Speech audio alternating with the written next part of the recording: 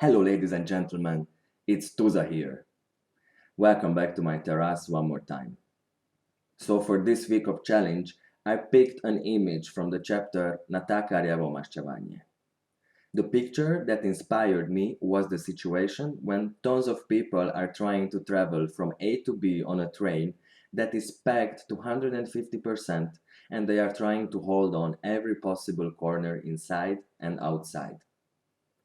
I imagine this as a group scene, all of us included.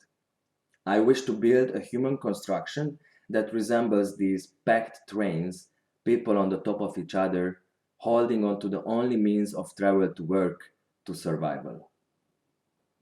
Also, I want to get to this train just like them, already in a crowd, trying to go with the flow of people, trying to keep some kind of dignity. Here, I'm trying to imagine that we are in a group traveling in space, and that's how I would function in this group. I wish to find a way how we all are dealing with traveling like this and how we fight not to become superfluous. Guys, I would like to ask that you find your way of moving or traveling in space in a crowd in a smooth way, and also think about the construction of the train. Enjoy the week and hope to see you soon.